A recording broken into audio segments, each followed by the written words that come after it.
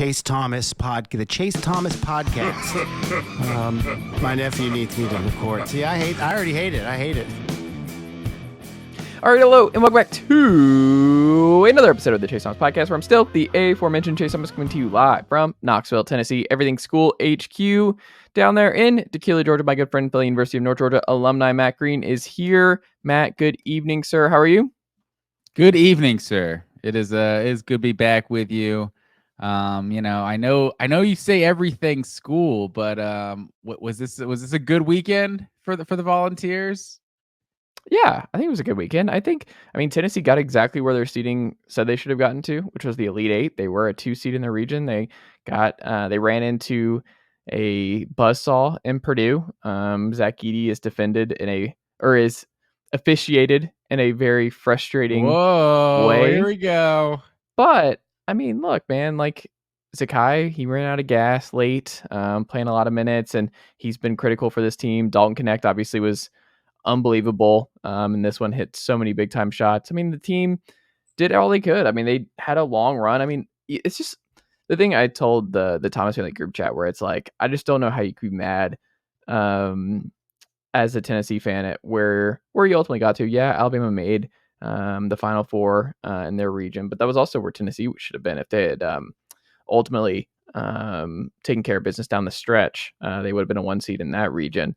But North Carolina ultimately got it and got bounced earlier than Tennessee. But this tournament in particular, I think it's the hardest to win of all the major college sports. I don't know if you agree, but you want to be in it every year. You want to be strong. I mean, Rick Barnes got past the Sweet 16 here. It was his most talented team he's had to this point. We'll see how they handle the portal this offseason, where they are going into next year. Still a lot of young talent. I mean, JP Estrella, true freshman 4-star, he stepped up in a huge way in this game. He was awesome against Zach Edey. Tobe Awaka was great against him. He'll be back. I think by and large, look, man, it's the NCAA tournament. NC State made the Final Four. No one had that. NC State wasn't even a tournament team if they don't win the ACC. I knew it was going to happen all along. Did you? You were all on the pack before the tournament. You were just like, yeah, this feels like a Final Four run to me. It's just enjoy the ride. You want to get out of my big thing is, like, when you're a good everything school program, you should get out of opening weekend more often than not. And then as a fan, it's just like, whatever happens in the Sweet 16 on, you just let it happen. It's hard to win that many games in a row without a blemish. It's just, basketball is a weird sport. And I think it's the hardest tournament to win. So look, Tennessee made it to the Elite Eight. They had a strong showing. They pushed Purdue all game long, and they were right in it till the end. So, I mean, look, Purdue's a really good team. I think they're going to be in the national title game against UConn. I had UConn to go back-to-back before on the bracket and all that. So, I mean, it is what it is. It's okay. I mean, you got really far, and they had a really great season, and the program's in great shape going into next year. Yeah, I think UConn Purdue, that's the matchup everyone needs to see at this point. But I have a trivia question for you, sir. Can you tell me what Alabama, Arkansas, Auburn, Florida, Georgia, Kentucky, LSU, Mississippi State, and South Carolina all have in common? What context? All of these are schools from the SEC that have made a Final Four. And there's one team I left out. I think that's the Tennessee Volunteers. How can we be an everything school? We never even made a Final Four. What is that? Have you seen how many tournament wins Rick Barnes has at Tennessee? I think he leads all SEC active coaches during this run with SEC wins. Or conference tournament. Or, wow, NCAA tournament games. He's won a lot of tournament games. They're pretty good at everything. There's something to be said for it. They're pretty good at everything, school.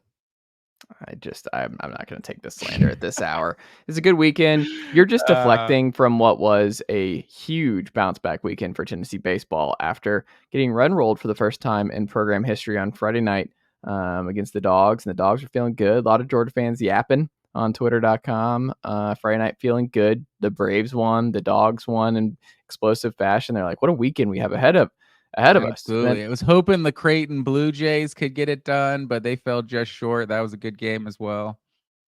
And then the inevitable happened. The Orange Crush and Tennessee, because I had a buddy. I'm going to shout him out, Uncle Derek. He was quick to send me a tweet of Georgia going off on Tennessee Friday night, and I was like, let's just wait for the Georgia pitching staff. Let's just wait for the rest of the weekend.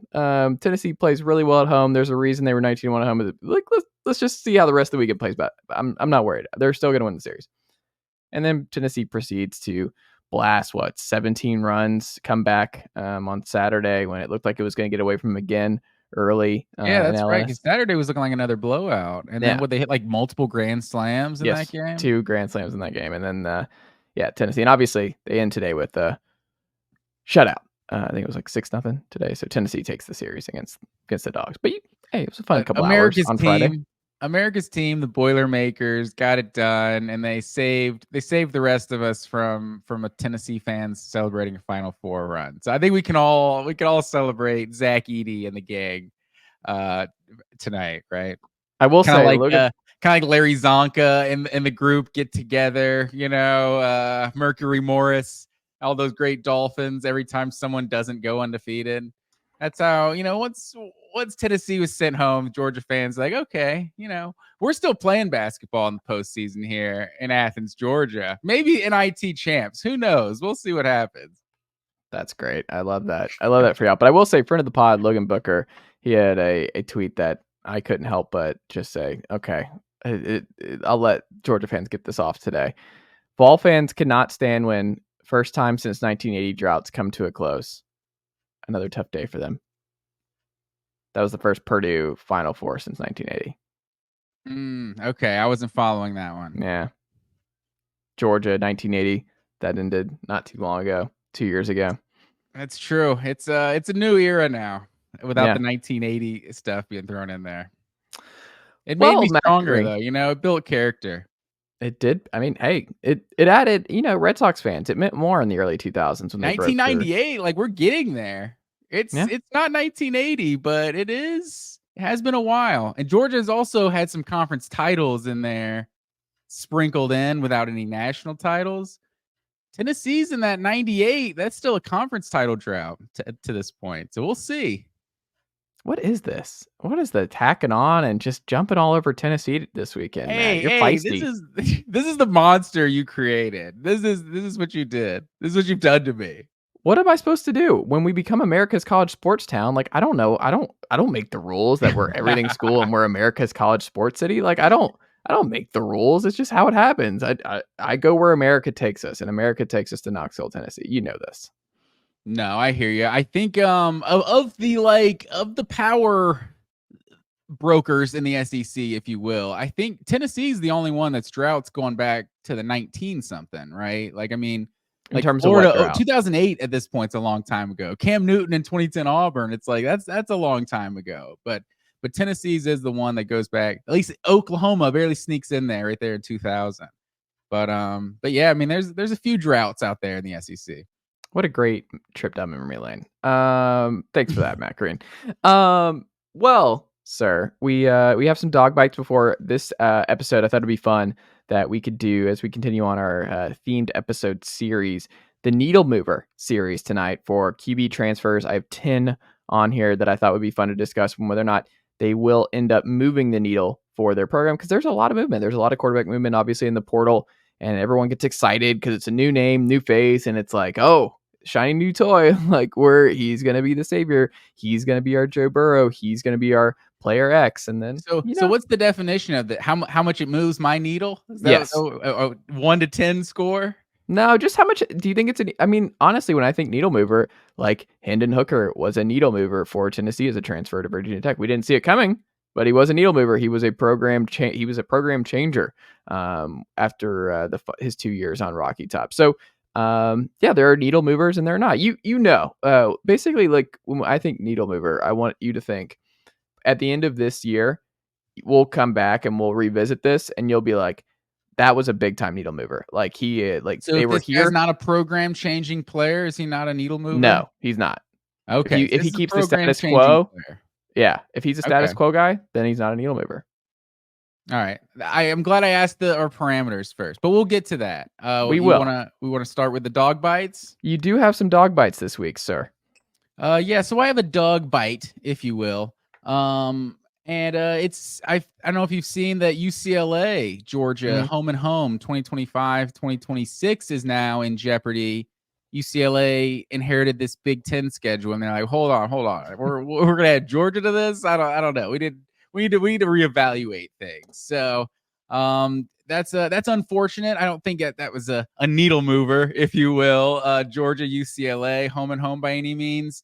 But I think Georgia fans would have enjoyed going out to Cali for a game and reliving the Rose Bowl memories. But yeah, I think it's unfortunate in terms of Georgia set up a really good non-conference schedule, in recent years, like a decade plus in advance. And you've seen the Oklahoma game go off the home and home schedule, them joining the SEC. Obviously, that messed up Texas, that I think was going to be like 2026 and 27 or something like that. They're going to play now in the conference, but you got Ohio State coming up 2030, 31. Clemson, Georgia plays. Obviously, they're going to play this upcoming year in 2024. Then they play in 29, 30, 32, and 33. And those are all the home and home games. Like these first two were Charlotte and now Atlanta in 2024. Like the next four are actually going to be home games. So get Georgia Clemson 6 times in 12 years. That's probably going to be messed up too. Clemson's, have they jumped on the lawsuit yet with the ACC? So they're probably going to end up in the SEC, and that's going to be canned as well. But then you're probably going to get Georgia Clemson more often. So it might be canceled like Oklahoma and Texas are canceled. Like you're still going to see those games played. But yeah, any thoughts you have about Georgia's future schedule, UCLA getting canceled? I mean, it's not canceled yet. I just think it's so weird. Like we're gonna keep seeing like Team X schedules Team X in 2027. I'm like, what are we doing? Why are we still like? As I guess you kind of have to just put something there as a placeholder, even though in your heart of hearts, like when we're talking about it, it's like Josh Brooks said on 929. His quote was, "With the evolution of the Big Ten schedule and our schedule, we've got to make decisions that are best for us, and they've got to make decisions that are best for them. Everything is in play. We'll see. It's a fluid situation." I mean, what we're seeing is like I don't know who's even in my conference potentially next year. I don't even know what kind of situation we're looking at. But it's also like, are you really like and this is no slight to UCLA. I think they're just going to go through a little bit of a rebuild. Deshaun Foster coming in. It's not like you're going up against Chip Kelly yet. We'll see how Deshaun works as a head coach. It's a big jump for him, but I like his staff that he's put together, and we'll see what it looks like for him at UCLA. But like that's not the part of it to me where it's like, are you really worried about it in 2025? Like, are you really worried about going to the Rose Bowl where you're going to be a 3 touchdown favorite most likely? Like, all right, I would understand maybe a little bit more if the Notre Dame home and home came up next year, where you're like, if that was not 6 years ago, whatever it was now, that one I'd probably be like, do we really want Notre Dame as a home and home with what we've got in the docket with our schedule and everything else? But it's also like you can lose games now. Like we're going to be at a 14-team playoff potentially in 2 years, and it's like I don't know. I have a lot of mixed thoughts on this. I just like with everything else in college football right now, I would just like some clarity because we don't have to dance around. What are you saying about the Notre Dame game though? I'm saying that like I wonder schedule them today.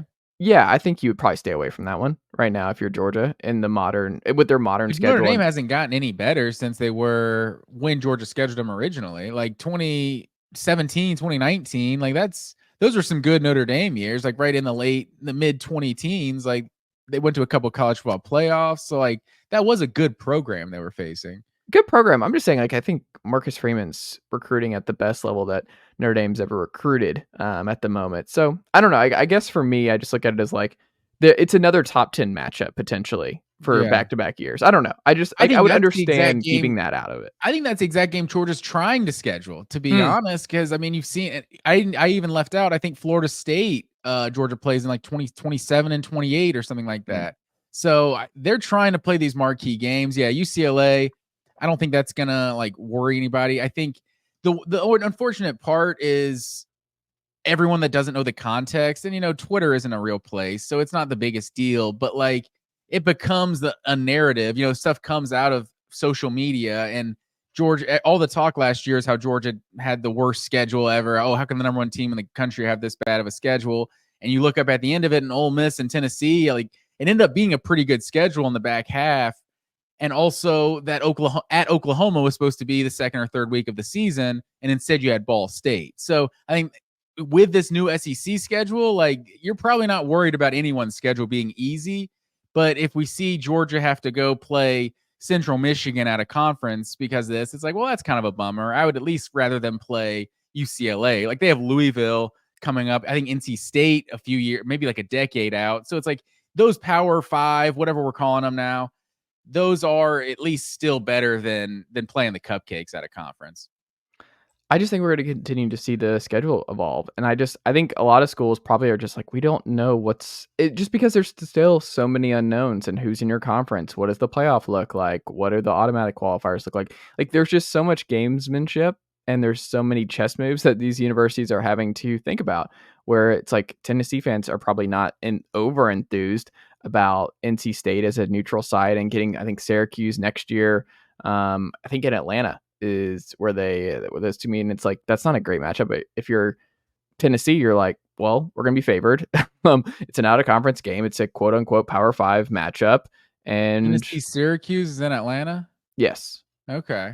So I think it's like one of those where okay, I can see the rationale for going down that rabbit hole when you don't know, and you don't know how many wins or how many losses that that you'll have available to you to make the playoff. So I don't know. I think it's just gamesmanship in a lot of different universities right now.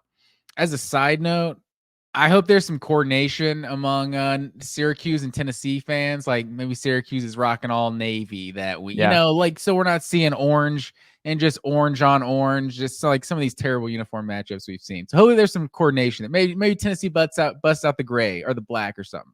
Who knows? But I think this ultimately. Go ahead. I don't think they would do that. Like, I think they keep the black for midnight. I think black will always be a home game in October so for the fans Halloween. Can black it out too. Yeah. I don't think that'll happen. Smoky gray, I think, could happen. That wouldn't surprise me.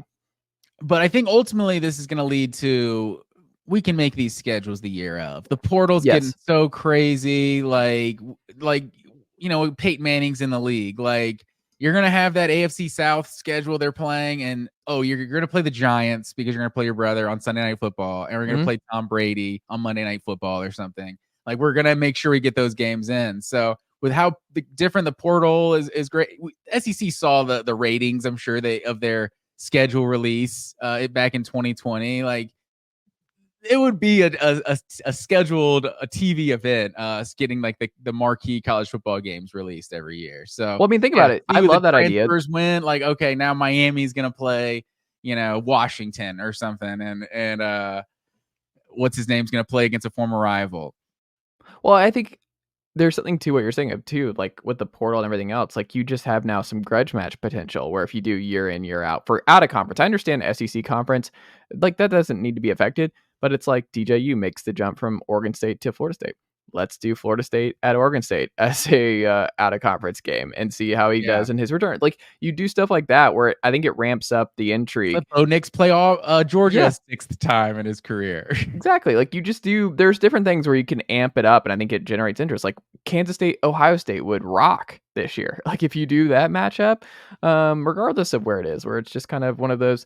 Like you said, like the Eli Peyton, you just circle it. You're like, all right, we have to have that on the calendar. We have to have Peyton playing the Colts, like in his first, like you have to do certain things where you're like, let's not overthink this.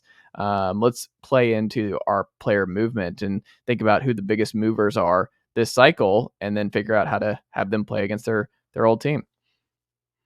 Yeah, it'll happen at some point when they just can't, or maybe we got mega conferences and then they'll just have everything scheduled out for the next decade or something. Who knows? Who knows indeed. Well, speaking of transfer quarterbacks movements this cycle here, Matt Green, we're going to get into our needle mover quarterback transfer series here in college football in 2024. I have 10 quarterbacks that I thought we could bounce back and forth between Will Rogers to Washington, Cam Ward to Miami, DJU to Florida State, Will Howard to Ohio State, Dillion Gabriel to Oregon, Riley Leonard to Notre Dame, Maalik Murphy to Duke, Aidan Chiles to Michigan State, Brock Vandagriff to Kentucky, and Dequan Finn to Baylor, who I really like and I'm excited to talk about for a little bit here. Matt Green, I'll let you bounce around here. I don't. If you don't want to go up and down the list, who would you rather start? Needle mover, not a needle mover for you of these 10. Where do you want to go first?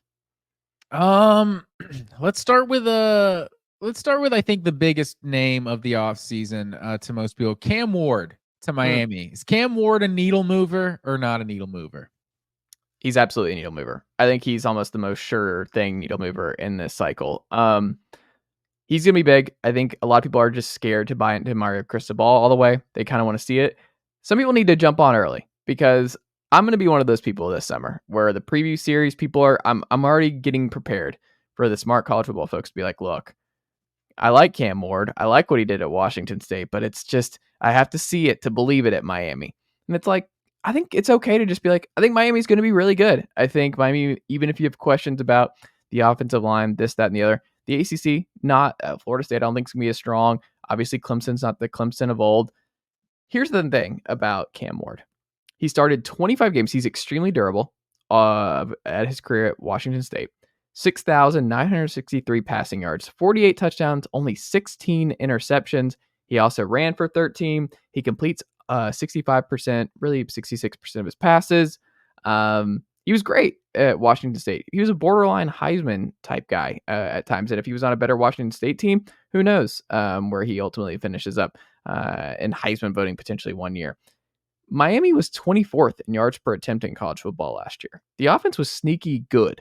And I think people may have overlooked that because Miami lost in obviously the Georgia Tech crazy fashion. But Miami's offense was good by and large when healthy last year. The Cougs were 4th in passing offense last year.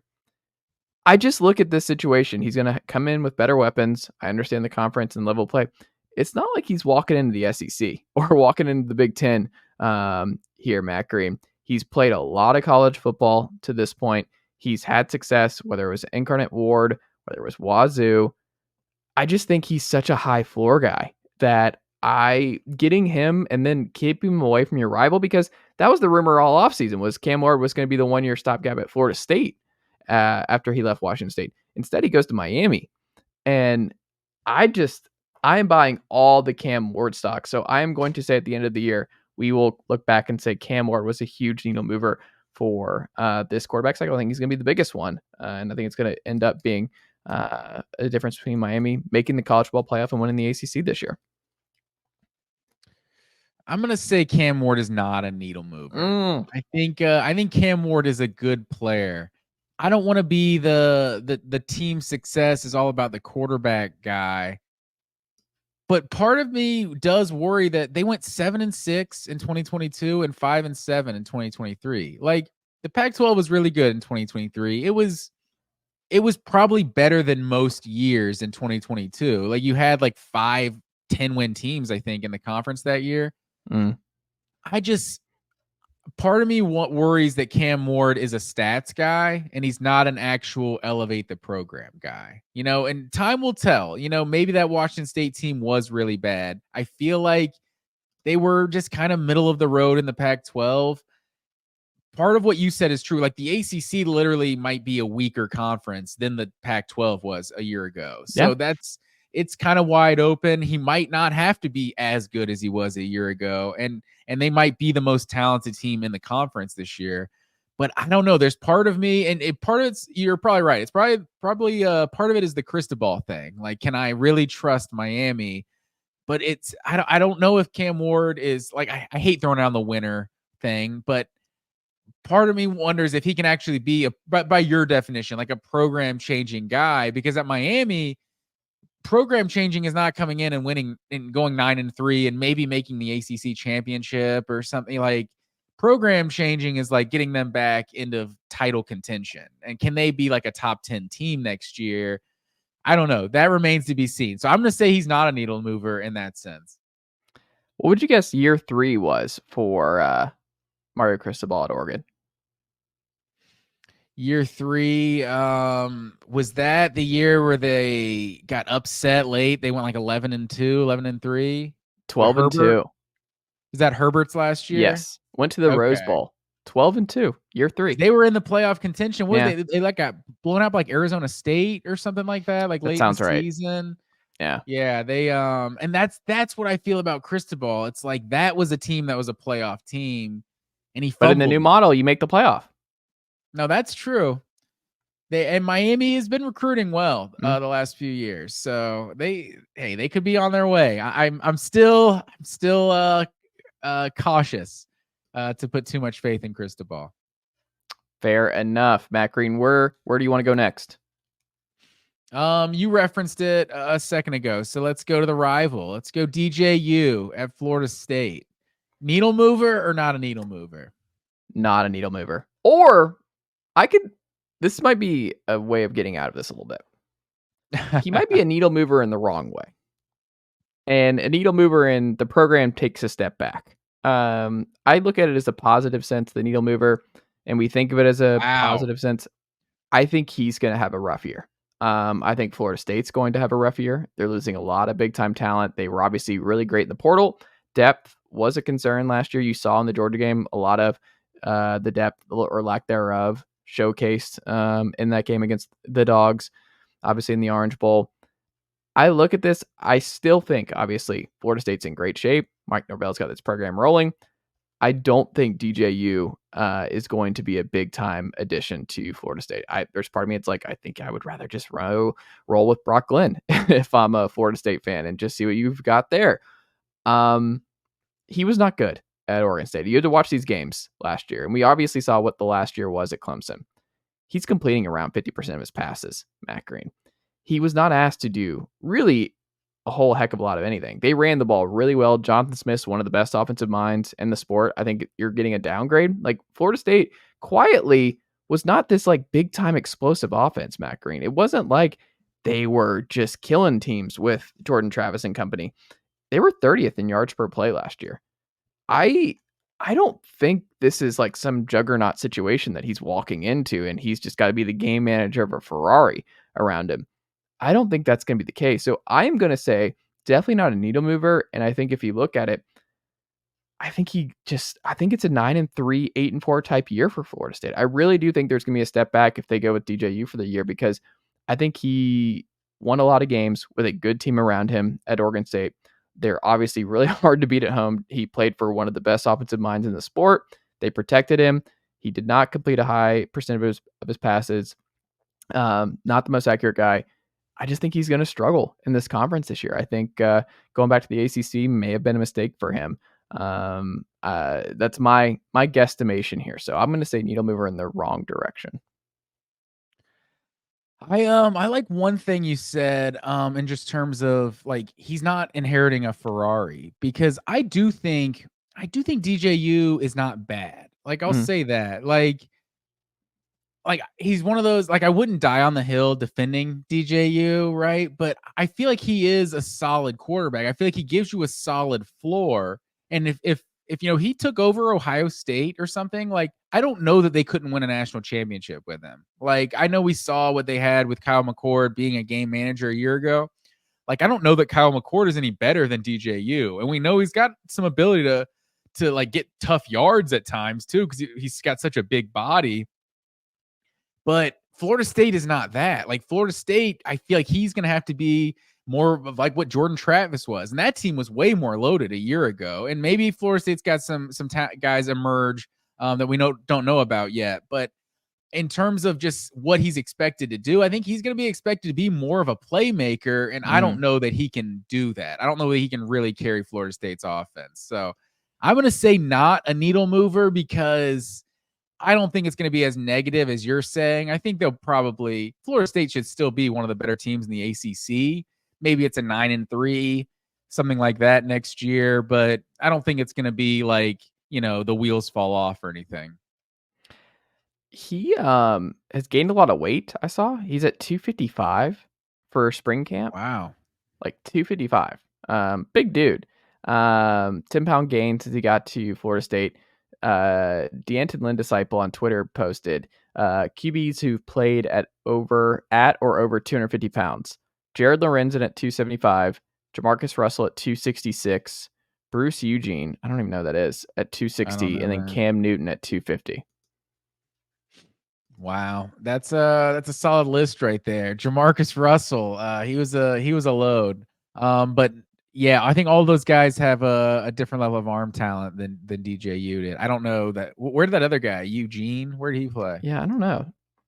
Let's see, Bruce Eugene. Because it's gonna be interesting. I have no idea, and I was hoping you I've never might even heard know. of that person. Bruce Eugene Grambling. Okay, He played at Grambling. what does that say about us? Yeah, Grambling. When did he play there? 2004. 2004. Okay, So he was how big was he? He was. Oh well, it says here he's now 6 foot 283. But he played at 260. Oh wow. Yeah. I don't know. So we'll see. That's another thing where it's like, okay, he's getting big. I would not buy a lot of touchdown. They apparently called Bruce Eugene back in the day. Yeah, there you go. If you're a fat quarterback, you're gonna have a good nickname.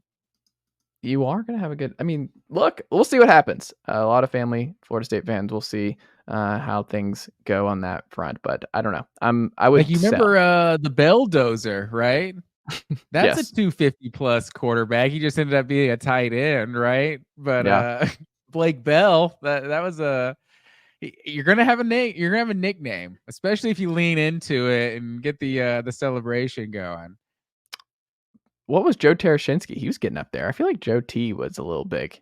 Am I misremembering that? No, he probably wasn't that big. He was.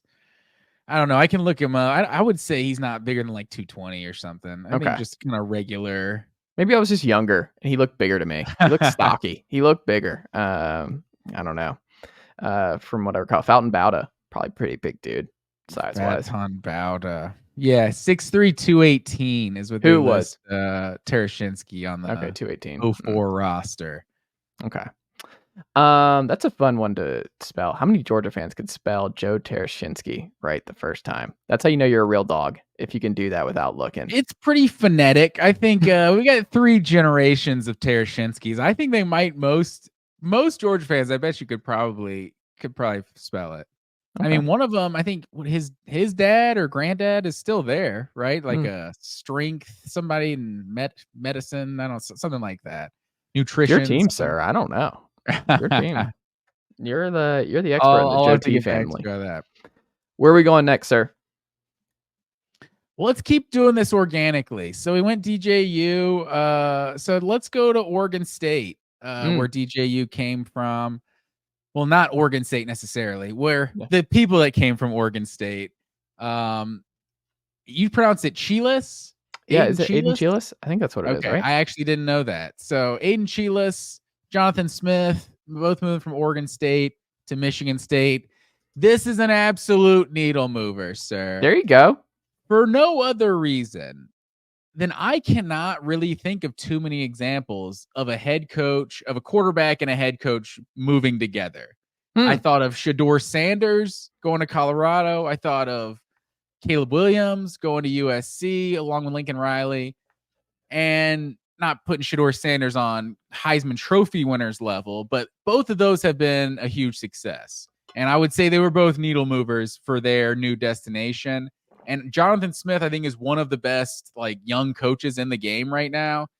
And it just feels like if he knows, like we obviously have a limited sample size of what Chiles did at Oregon State, but it feels like he knows it's like a known commodity for this guy, and he's bringing him with him to Michigan State. I think that just speaks volumes to me that he's going to be the guy at Michigan State immediately. I love that comparison of like, it usually works, especially with offensive minds, like the Lincoln Riley stuff. If they're going to bring you and they're going to make it a priority to bring you along and they want you to come follow them to their next school, that's a good place to be. It's like, I mean, you didn't throw out Michael Penix, but like Kalen DeBoer coached him at Indiana. So he knew what he had in Michael Penix. So that obviously, like offensive minded guys, when they know what they have with somebody, it's the proof is in the pudding there a little bit. So I do think that's a big one. He hasn't played a lot of football, obviously, because he was behind DJU this past year. But he was the highest rated quarterback recruit in Oregon State history when he came in. So that was a big get for Jonathan Smith when he took that job. But it's also like I think year one, and this is something that Hendon Hooker obviously burst on the scene a little bit with Heupel. But when you're in year one at some of these stops, you have an opportunity where Big Ten schools, I think they don't have a lot of stuff on Jonathan Smith's style. It's going to be a little bit of he's going to sneak up on some teams. He's going to have an opportunity to just kind of, hey, y'all don't have high expectations for what we're doing. You didn't watch my games at Oregon State last year. The players in the Big Ten might not respect Michigan State going into the year. And then I think Jonathan Smith is going to catch some eyeballs because I do think his offense is going to perform really well in East Lansing. And I think it was one of the better hires of this cycle. And one of the easiest ways to build some momentum. Like, I'm not saying Michigan State's going to the playoff year one with Aidan, but I do think he's a needle mover in the sense that, like, it's been really rough for Michigan State the last few years now, Matt Green.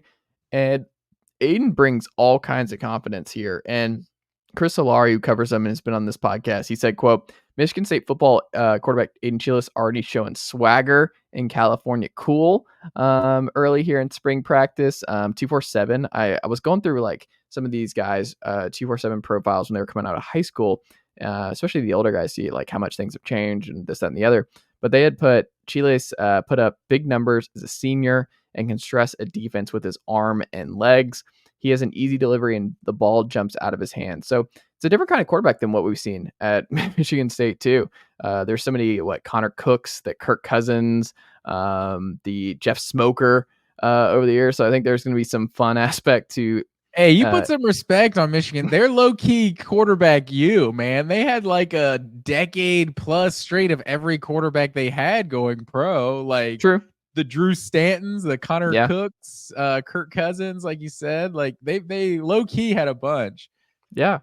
And I just think Jonathan Smith is going to coach him up, and I think he's going to burst on the scene. I think he's going to catch a lot of people by surprise because I don't think a lot of guys are going to circle Michigan State early on their schedule of like, this is going to be, we got to be up for this game and defenses are going to be ready to go. They're going to be dialed in, but I think Aidan and Jonathan are going to put them on notice and surprise some folks. I would buy a lot of Michigan State Aidan Chiles stock going into this year. So I would agree with you, sir. Needle mover indeed. Last 6 years, Michigan State has lost 6 or more games 4 times. And one of them they didn't was COVID when they went 2-5. And so that would have been an even worse year. So other than that one year, 2021, where they pop up and went 11-2, it's been a bad going on over a half decade, or almost going on a decade now for Michigan State. Where do you want to go next, sir? Let's see. I don't have a logical. Let's see. Yeah. Well. Last thing I'll say. You know what? Oregon State's on like 3rd, 4th game of the season. They do play Oregon, so we're gonna see that one earlier in the season next year. So I'm gonna be excited for that. But keeping it moving. Let's stay at Oregon. Dillion Gabriel going from Oklahoma to the Oregon Ducks. This is a tougher one because obviously this program, it's going to take a lot to move the needle for what Oregon is. So is Dillion Gabriel a needle mover? No, he's not. I'm seeing some Heisman buzz for Dillion Gabriel out of the gate. I'm seeing some Oregon playoff potential national champion. They're going to be in the blue chip ratio, I think, for this group. Big year 3 for Dan Lanning. I think they're going to be in the playoff. I think they're going to be a good team. I wouldn't be surprised if they win the Big Ten. Dillion Gabriel obviously beat Texas last year. He had a good year at Oklahoma. Obviously was good at UCF as well. But in terms of needle mover, I don't think so. Like, Bo Nix was really good. I don't think he's going to be better than, me personally, I don't think he's going to be better than Bo Nix was last year. Bo Nix was unbelievably efficient. Oregon, I think, had the number 1 passing offense in college football this past year. So I don't think Dillion Gabriel is going to be better than that. That's a really high bar to pass. We'll see if he can stay healthy in this Big Ten conference and the Big Ten schedule that he's going to be up against in some of those Big Ten defenses with how much he runs around, his frame, this, that, and the other. I don't know. I think Dillion Gabriel's solid. He's a good stopgap. I like him more than DJU as a transfer quarterback. I think that would have been better for Florida State is Dillion Gabriel finding his way back to the state of Florida. And that one, I'd probably be a lot more optimistic about Florida State at that point. But I don't know. I don't think he's a needle mover because I think you're getting worse quarterback play than what you had a year ago with Bo Nix. And I think what might happen, though, is because the team around him is better and he's more dynamic. I think he's going to do more off-platform stuff. I think he's going to be a little bit more because Bo Nix excelled at just doing exactly what he needed to do. He put the ball like side to side, put the ball where it needed to go so his playmakers like Franklin could do stuff in space. And it was good, but he was also extremely efficient. And I don't know if he's going to be able to match Bo Nix's efficiency in Eugene this year. So needle mover, no, but I also just think Oregon's going to be one of the best teams in college football this year. I just don't think it's going to be because Dillion Gabriel raised the quarterback bar. Yeah, I think that's a good call. I think Bo Nix, is part of this conversation because I think there's a lot of people out there that are like, well, Bo Nix was garbage at Auburn, and then he comes to Oregon and he balls out. So Dillion Gabriel is someone who's been pretty good. Like I would say Dillion Gabriel pre-Oregon is probably a better college football player than Bo Nix pre-Oregon. So, there's reason to think, yeah, he'll come here and be even better. But I feel like Bo Nix was always kind of undervalued a little bit at Auburn, and he was getting kind of a shit show at times, for lack of a better term. And I think Bo Nix actually kind of was a good, super talented player the whole time because like Dillion Gabriel might do more of the improvisation stuff, but I mean, Bo Nix is about as good of an athlete at the quarterback position in college football. Like, so I think you're not necessarily getting a better athlete. Like maybe he's, and you're probably not going to be more efficient than Bo Nix, but I mean, maybe in Oregon's system, he kind of picks up right where they left off. So in that sense, he can't be a needle mover if they just pick up right where they left off. But I think there's a chance they do have more team success. Like you're saying, like Oregon has not been to never made it back to the 14 playoff after that very first year with Marcus Mariota. So if this team gets back in the Final Four, who knows, maybe gets to the national championship, like wins a national championship, like it's like a Stetson Bennett thing. Like, is he the greatest quarterback to ever play at Georgia? Like, I don't know. It's a conversation, but if he won that ring, that's moving the needle. So that's basically where it is for Dillion Gabriel. It's like you get them in the Final Four, national championship type stuff, then he's definitely moving the needle for Oregon. But right now for me, I think I'm with you. I would have to say he's not a needle mover, but he could just come into their team and have just kind of pick up right where they left off. There you go. Where do you want to go next, sir?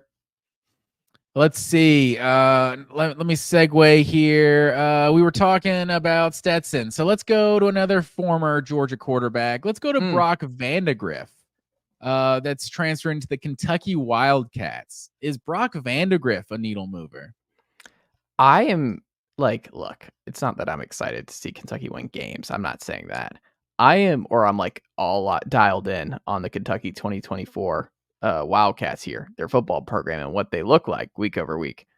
But Matt Green, I am really, really fascinated by this because this is uncharted waters. Like Will Levis was a good player for them, more so in year one than year two. But a lot of that's just, there's different circumstances, different OCs, Liam Cohen's. We don't have to relitigate that. But we've never seen a player of this caliber, like raw potential, under center in the Mark Stoops era. He's obviously a high floor guy, has over exceeded his expectations and what you can do at Kentucky. He's one of the best coaches in college football. That being said, Liam Cohen, who comes back from the Rams in the NFL to be the OC this year, is gone once again. So he's now back in the NFL as the OC for the Tampa Bay Buccaneers. They bring in Boise State's offensive coordinator to replace him, and Brock Vandagriff offseason comments seem pretty positive about him, and he obviously could have left but did not. So that's good they were able to keep him. Bush Hamden is his name, but it's funny, like nostalgia is a funny thing because, like, I think if I had asked you, like, that 2021 Kentucky team, right, like when everything was firing on all cylinders with Will Levis before the injury riddled season and everything else, where things kind of went sideways for the Kentucky, what would you guess their passing offense was with Will Levis that first year? I mean, it wasn't great. I think it felt like it was great at the time because you're like, oh, Will Levis has arm talent and Kentucky's throwing the ball around a little bit. Like, this is kind of fun. Well, Matt Green, they were 71st that year, or 73rd in passing offense. Boise State in 2023, where Hamden comes over from, they were 67th in passing offense this past year. It's hard for me to say because I think there's always going to be just kind of a cap on what a quarterback can do with the way Mark Stoops wants to play. It's kind of like Kirk Ferentz at Iowa, where I think you can get solid quarterback play. You can bring in quarterback talent who's going to play in the NFL. Like you have a CJ Beathard, you have guys who, I mean, obviously can play at the NFL level for years that can come through the program and win a lot of games and elevate them to a degree. But I don't know how much Brock is going to be allowed to cook here. I don't know how much they're going to evolve and how explosive this group is going to be allowed because I don't know. They're a huge unknown to me. So I've gone back and forth on whether or not he's a needle mover because I think he could be. I just don't know if he's going to be allowed to be a potential needle mover at Kentucky or if they want that to be part of the game plan. Well, as part of your premise, are you implying that Kentucky held Will Levis back? I think it's not even held back because they win games. Like I think, and this is how it should be. Like it's all about winning games, right? Like it's all like ultimately it's about winning games. And Kentucky, you have to be a little bit different in how you build a program, how you win. They are tough, great defense year over year. They win games running the football and being a physical team. That being said, I don't think Stoops wants Will Levis to throw the ball around. You saw in the Titans game, or in the Titans this season. I mean, he was throwing bombs against the Falcons this past fall in his debut, and he looked good. Like he was airing it out. He was doing stuff that you just didn't see him really do at Kentucky. So, yeah, I think not that he was like held back, but I think there were some limited. Like obviously, if he was in Heupel's scheme or he was in Georgia's scheme, I think Will Levis maybe looked at as a little different. If Will Levis becomes a good NFL player, then I mean, yeah, maybe there's some conversation to be had. I always just kind of felt like, we always kind of compared him to Anthony Richardson. Like we see the tools and stuff he has, but he didn't ever seem like a good quarterback to me at the college level. Like it was just kind of the potential that he could be a good quarterback. So I don't know if starting from that premise, if like, Kentucky's kind of stunning the development maybe of their quarterback type of thing. I think most of us were really excited about what Brock Vandagriff could potentially do in a Liam Cohen offense. So now that we're not getting that, it's like, well, now I don't really know what to expect exactly. If he wasn't a former 5-star, would we care at all about Brock Vandagriff? Like, we saw him come into Georgia games like, in garbage time and run a lot. So I think that's you kind of assume a guy who's a top 10, top 15 player coming out of high school that he can pass. So if you're seeing a guy that every time he comes in, it's like designed runs, I think you just kind of have a perception like this guy's a dynamic athlete. He probably has the ability to pass. We don't actually know. We haven't actually seen him do it. So I think there's a chance he could be a needle mover, but like when we're having that conversation, like by your definition, like is Kentucky about to win anything with Brock Vandagriff in 2024? Like this team wins 7-8 games. Like that's cool. Vandagriff could be a difference maker and potential has some potential to be a quarterback at the next level. But right now I'd have to say I can't move the needle for him. Also, I think I agree. Transfer from Georgia, would there be, any expectation as well?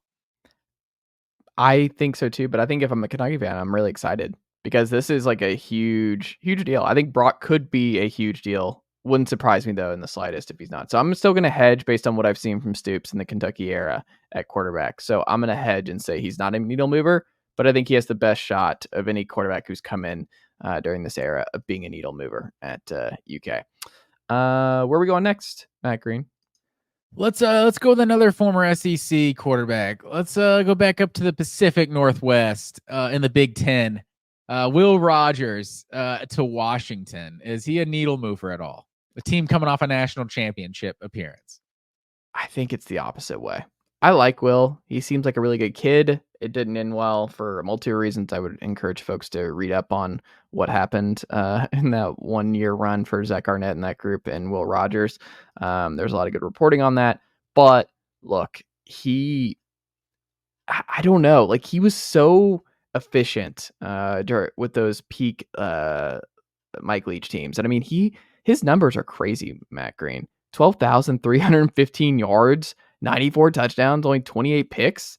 like his career numbers in Starkville are pretty preposterous. Like the dude he was really good at running that scheme. He's not running that scheme in Arizona. And we saw last year when he's not Or running Washington. Huh? You said Arizona. Oh, I meant Arizona. Jed Like they're Fish. running the Arizona scheme at Oh, yeah. Washington now with Jed Fish and company. So I think the team's gonna be good. I mean, Belichick is the DC over there, which is pretty wild. Steve Belichick is the Washington DC, which is cool. Oh, is that right? Yeah, which is gonna be a little weird. But look, I think you're coming off an all-time great season where you're putting all of your receivers, the top 3, all gone in the NFL. You lose obviously Michael Penix, you lose the coaching staff. I think Jed Fish will be okay. Like we talked about, I don't think there's gonna be a big drop off, and I think he's kind of probably underrated just a bit. But I don't think he's a needle mover, and I think he was like Will Rogers I think has shown he is really, really efficient in a particular scheme. Like I think he'd be really good as a 1-year blip in Heupel or at Oklahoma. Like I think he could be really good at Oklahoma for a year. I don't think this is a good fit. So when he took his name out of the portal and withdrew from Washington after Kalen DeBoer left, I was kind of surprised because I don't think it's a good fit to round out his college career. So I don't think it's actually. I'm rooting for him up there at Washington, but I don't think it goes well this final year for Will Rogers at Washington. Yeah, because he made that decision before DeBoer left, right? Yeah, no, he did, but he also entered the portal after he left and then withdrew from the portal. Yeah, so I guess something changed and somebody convinced him, he thought about it and decided to stay, but what have you. But he withdrew from the portal after DeBoer left.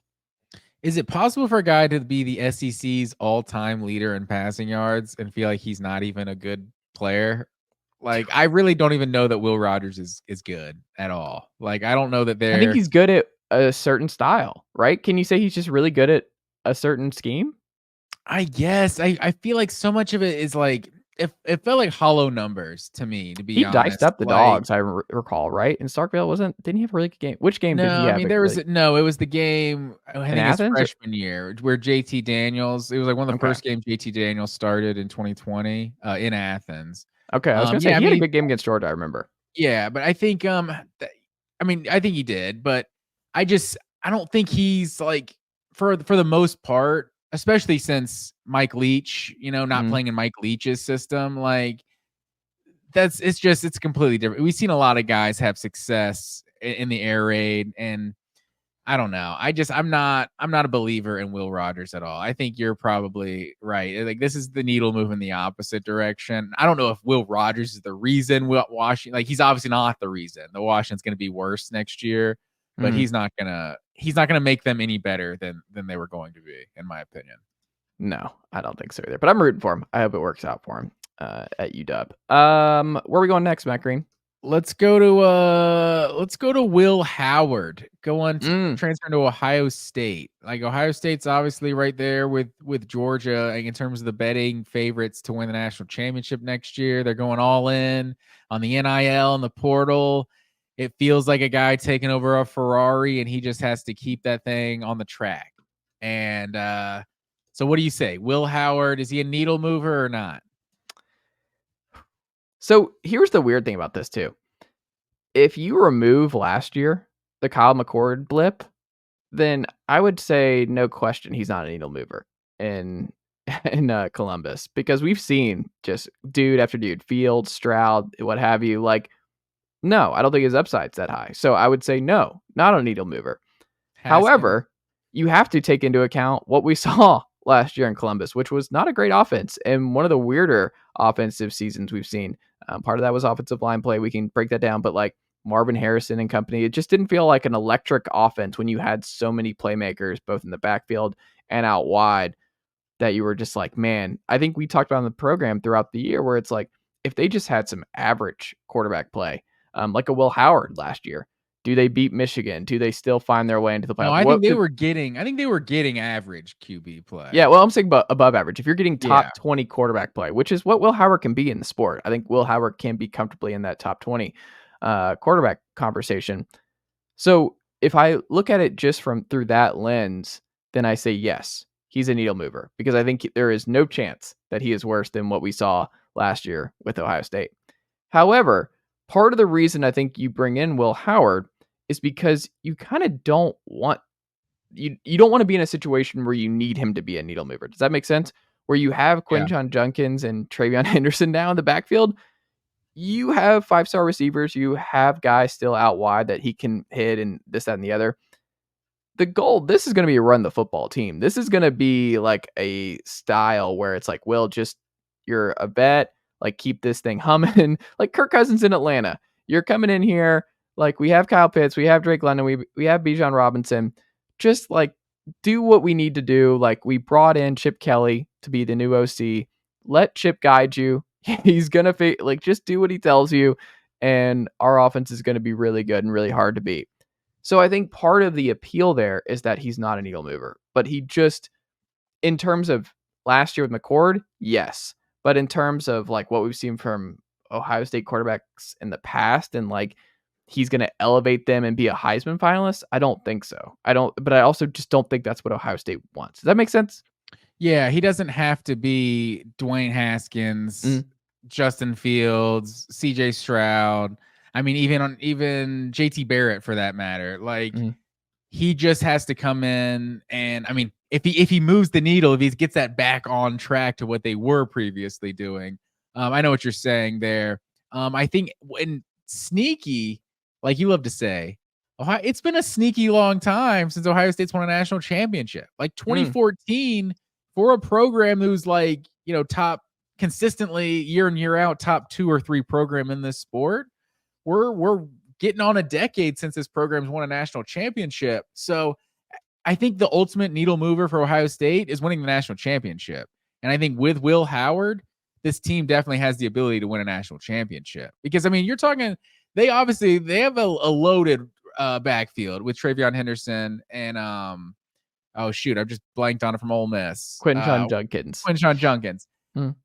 They're not going to be some run first team. JJ Smith, like this guy could come in and be like the best receiver in college football. Well, that's the other part. Jeremiah Smith, Egbuka is back. Egbuka's back. They're going to be loaded. Oh, Carnell Tate, 5-star guy that Tennessee was down to. So yeah. And where did the dude transfer? The former 5-star Fleming. Did he go to Penn State? Yeah, he's at Penn State.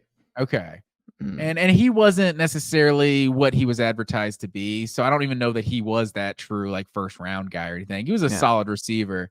But Ohio State's going to have dudes at wide receiver. And so like they're going to still be dynamic offensively. And Will Howard, he's got that, maybe not the Justin Fields running ability, but he's got the keep defenses honest with his legs type of running ability as well. I agree. Couple more left here, Matt Green. Where do you want to go next? You want to go leaving the team, the guy who came to Duke or the guy who left Duke? Who do you want to start with?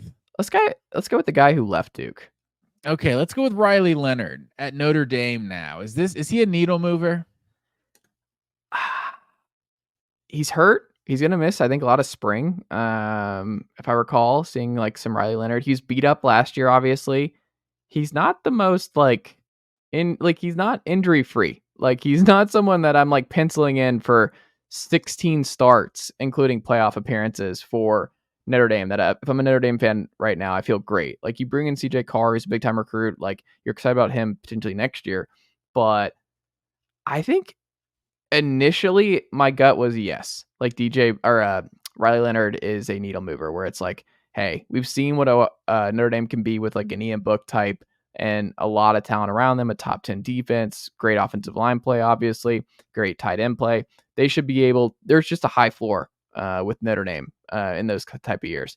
However, I don't know. For me, I think no. I don't think he was that great. I think that Duke offense was okay with Riley Leonard, even when he was healthy. But like Duke was 112th in passing offense last year. I think he's won games. I think part of it, he's getting some credit for Mike Elko being a very good coach at Duke and kind of turning that program around. But Duke also being a defense first team, they ran the ball well. I'm going to say no. I think my early feeling was like, oh, Riley Leonard, big deal. Like, I think he's a winner. Like, this should be good. I don't know. Like, I think for me, I lean more he's not a needle mover. And I think Notre Dame fans might be a little bit disappointed about what he ultimately turns out to be in South Bend this year. Well, there's two conversations to be had. Like, I think he absolutely is a needle mover, but if he stays healthy is a huge question mark because of the way he plays. He is a legit dual threat, and he's had his injuries here and there. I think you're right. I think part of it is Duke is being judged kind of in a different lens. It's like, look at what the quarterback at Duke is doing. Like, it's like you don't have to be a superstar to be moving the needle at Duke. So I think he's dynamic. Like you were talking about Ian Book. That's where I was about to go with it. Like, they made 2 college football playoffs with Ian Book at quarterback. And, no disrespect to Ian Book, he was not great. Like, he was solid. I think Riley Leonard at his best is absolutely better than Ian Book. And that's the best quarterback they've had in the last decade, right? Like, Ian Book was just like a good player. He could move a little bit. Like, he could make some plays, take care of the football. But he just kind of kept things on schedule. Like, Riley Leonard is going to be the guy that's actually like the playmaker in the offense, I think. And we haven't seen Notre Dame really have a quarterback like that. Like, they had like kind of the same type template quarterback there in the early years of Brian Kelly, like the guys that were kind of game managers with the dual threats, like the Brandon Wimbush type players. Like, I'm blanking on some of those other guys. It felt like they had the same type of quarterback. Maalik Zaire, yeah, just kind of average quarterbacks that were athletic. And Ian Book kind of fit that too. Just kind of average, athletic. He was just a solid. He had a moxie. You'd give him those kind of qualities. But he was just a fine quarterback. So I think Riley Leonard actually has like some star potential to like. He's a guy that could get Notre Dame potentially to the next level. And I think without a doubt, he is a potential needle mover, but can you bet on him? That's where I'm not 100% sure.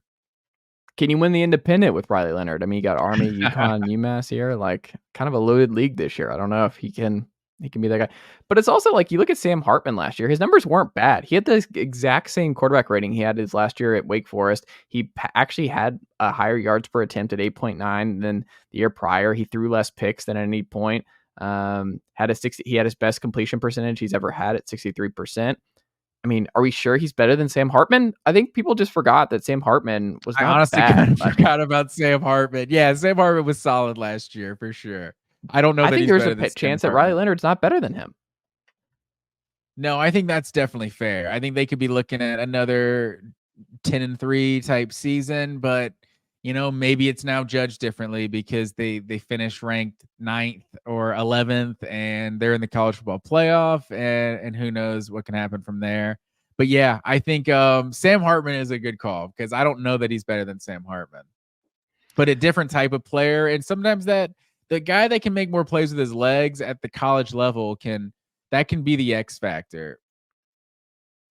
I think so. So we'll see. But let's flip then to the player that will be replacing Riley Leonard at Duke, right? Maalik Murphy. What do you think about Maalik Murphy, Matt Green? I mean, it's hard to know about Maalik Murphy, like in just such a small sample size. I definitely wouldn't call him a needle mover because we're talking about Riley Leonard and what Duke has been the last couple years. So it feels like Duke's actually been raised up to like we were talking last year, like 7.5 over under win total, like preseason, like actually giving them like a respectable number. Like Duke is actually, kind of elevated where they are as a program. So, maybe Maalik Murphy keeps it going and they're competing for the ACC title next year. Like, yeah, that would be massive, but I can't call him a needle mover as of now. I think it's funny. Like I was reading his high school stuff, and Malik's gigantic. Like every picture of Maalik Murphy is just like the dude. I mean, the guy is built like just an army tank. Like he is a strong, large human being, and he showed out. Like he kept Texas's college football playoff hopes alive by how he played, stepping in for an injured Quinn Ewers. And what we saw, I think, was solid. Not a huge sample to be like, yeah, definitively he's going to be good at Duke, but like. I was looking at, and I was thinking about this list, and I was like, I think he's actually the biggest unknown to me of the 10 that we had here. And I think there's a lot of boomer bust potential. We'll see. I think I'd probably feel better about Maalik Murphy if Mike Elko was still the coach. Like Manny Diaz is okay. I think it's a step down. I think Manny Diaz is an elite defensive coordinator in the sport. I don't know with the Miami stuff. He was okay. I think people have done some revisionist history about how he actually was at Miami. I think he was pretty solid. I think there's different circumstances on that one, but I don't think that was a disaster for Manny Diaz in Miami. The way people seem to remember and reflect on that one, I think he was fine there and could have gotten longer, and who knows what happens. Good recruiter, this, that, and the other. Duke's already a hard job. We know that based on whenever David Cutcliffe or Mike Elko was not the head coach, that things are not good at Duke, or Steve Spurrier way back in the day. It's a tough job. It's not for everybody. We'll see if it's for Manny Diaz. Tell me if this reminds you of anybody. Physically gifted signal caller with a lot of tools, strong arm, needs reps. Probably a lot of people. I don't know who you have in mind. I was just thinking about Joe a little bit, like how we looked at Joe Milton, and that is one of the people that came to mind when you said that. Like there's just something about it. I mean, obviously this like huge frames. It's not an exact comp. This thing, strong arm. Maalik has a strong, like, needs some more reps to really see what we have here. The mystery box of like, hey, Joe Milton could have a Heisman type year. He could also not have that type of year. Like everyone likes Joe Milton, and he's a really good dude. It seems like Maalik Murphy really well liked, and along well with others. Yeah, no, I mean, he was just really classy about how he handled the Texas thing, and was really upset that he had to enter because of what the college football calendar was like. That sucked for him, that he had to start thinking about his next team because of just the circumstances with the college football calendar being crazy while his team's going to the college football playoff. But all that to say, like, I don't know, I think there's a lot of boomer bust potential with Maalik Murphy at Duke. And I think Duke's just a hard place to be an elite quarterback. And we'll see if he's developed well and it works out. But like, what does Duke need him to be? Duke was 112th in passing offense last year. I think he can be better than that. I think Duke can be more fun on that side of the ball with Maalik Murphy than what we saw a season ago. I think he can be better than Riley Leonard. So I'm going to say he's a needle mover because I think he will be better than what we saw from Riley Leonard. I think Riley Leonard was a little bit overrated during his Duke tenure, and I think Maalik Murphy has an opportunity to be better. Yeah, I could see that. I don't want to put a Joe Milton, a polarizing label like that on him at any point yet. Like, he's only been in college for like a year, right? So yeah, we're a long way away from that. I think no, he's been longer. I think it's 2 or 3 now. Maalik was like, I think 2023 is the only year he put up any stats. He's honestly more like me to more like Brock Vandagriff in terms of like, big time recruit. We really have no idea what he is, other than we have like 2 starts of his. And Vandagriff, we have like absolutely nothing to go on. So we did get a little bit, like, he wasn't great against Kansas State. He was fine. I think the biggest thing, like, you can probably kind of, and true freshman quarterbacks are not all built the same. So, it doesn't always mean the same thing. But, Arch Manning is one of the more hyped quarterback recruits coming out in several years. And it wasn't even a discussion about him being second string. So Maalik Murphy clearly had the step up on him in the depth chart. And I feel like that's kind of one of the few things you can kind of hang your hat on. Like, well, hey, he did hold off this big time 5-star recruit from being the backup a year ago. Yeah.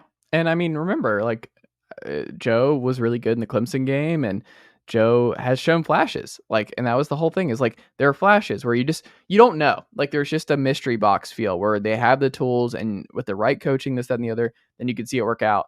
And then like everything's like, all these coaches are taking these calculated gambles here. Cause like we talked about Notre Dame, where Sam Hartman was a calculated gamble last year by Marcus Freeman. Cause he's like, hey, he ran a lot of mesh stuff. We're going to run different stuff in our style with Gerard Parker. We're going to do a lot more pro style stuff. We're going to put Sam Hartman under center.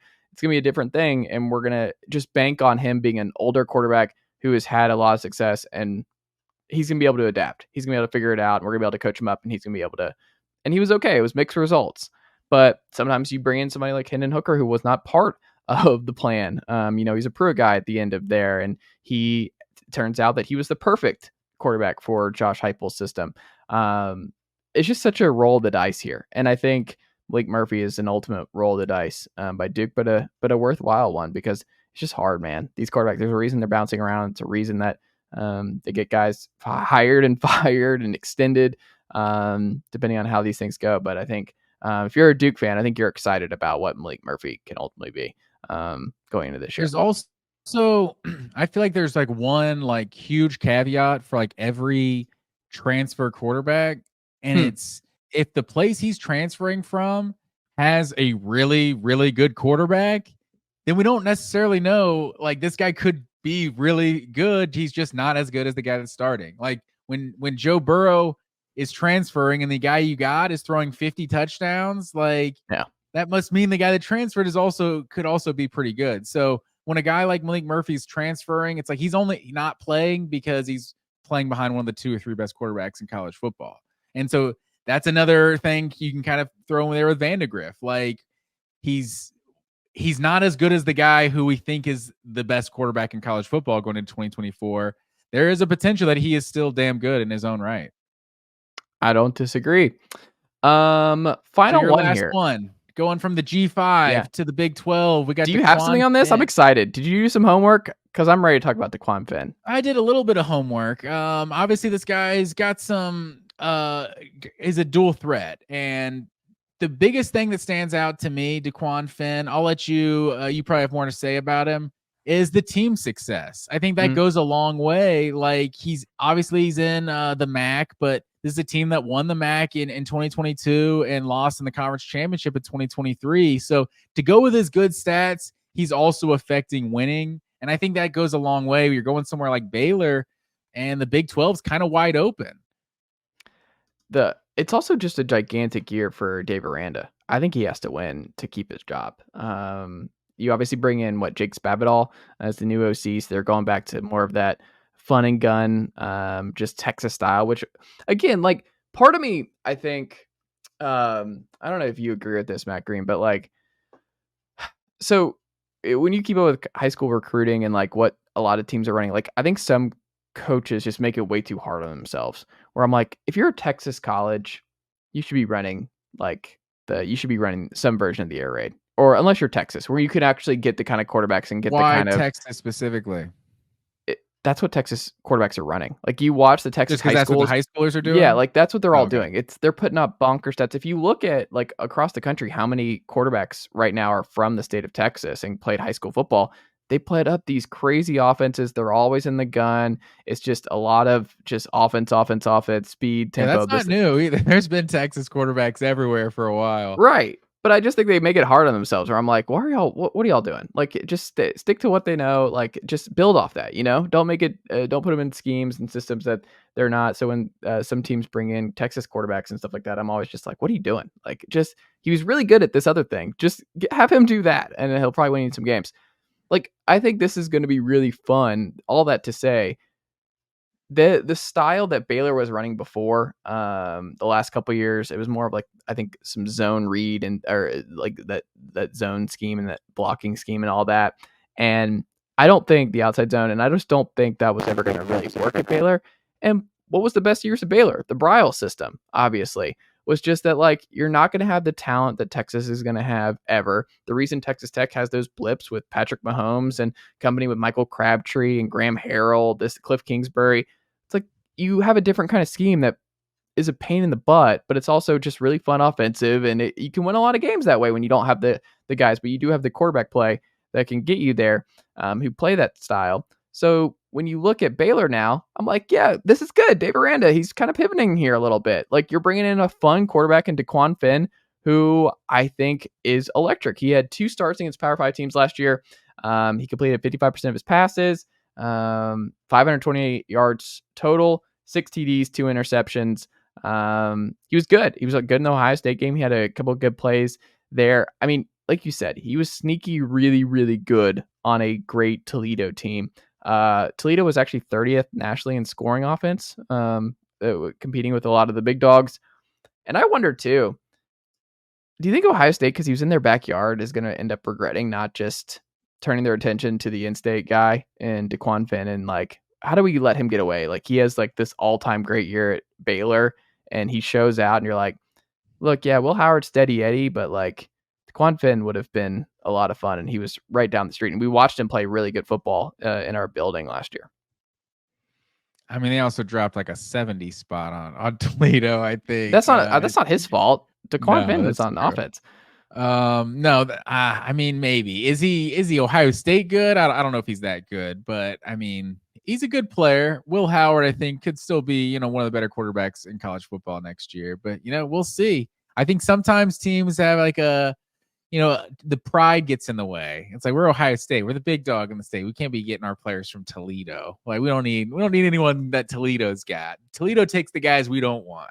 So I don't know. Maybe Ohio State's ego got in the way. Maybe. But I'm excited. I think Dequan Finn is someone to just go ahead and pencil in. I think it was a good move. It's going to be a fun scheme. Baylor has not been really fun. They've been more ground and pound and more physical with the defensive-minded Dave Aranda coming in here. But I think you're going to see a lot more fun Baylor football this fall. I'm excited to watch Dequan Finn. I think I'm going to buy that he's a needle mover and he ends up keeping Dave Aranda around a little bit longer. So is that the moving the needle definition for Dequan Finn? He allows Aranda to keep his job. If Aranda's around in 2025, he moved the needle. I think so. That might be where it is with Baylor. Well, that was fun, Matt Green. Of the 10, who do you think is ultimately the biggest needle mover after this year? Clairvoyant Matt Green. What would you say when we come back and do this list? Let's say in February of next year. Who do you think will end up being the biggest needle mover? Ooh, it's tough. Who are you most confident in? The definition we were talking, like, man, I feel like Oregon's got some national title like potential, like some Final Four potential, and that kind of would be by definition moving the needle for them. But give me Aidan Chiles. I think he could move the needle, and I don't know if Michigan State's probably not winning anything, but I'm big on this Jonathan Smith knowing what he's got and bringing his luggage with him, bringing Louis the luggage with him, as Dion would say. So we'll see. I think he's got some star potential for sure. What are you saying? I'm sticking with Cam Ward. I think it's gonna be Cam Ward. I think Miami's a playoff team. That's probably the obvious answer. You went with the low hanging fruit. That's cool if you want to go with the easy. Wow. No, and then I'll throw in the favorite though. I'll throw in Dequan Finn as the cool, not off the beaten path here, big needle mover.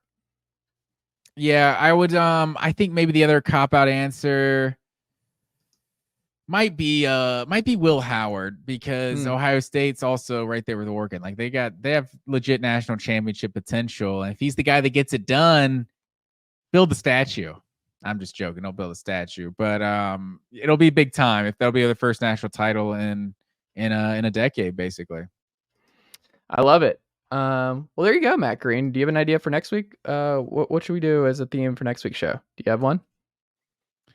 Oh man, I don't know. Put me on the spot there, man. Let's come up with another list. People love the lists, right? They do love the list. People love the list. Well, Matt Green, thank you as always, my friend. And I will talk to you next week. Yes, sir.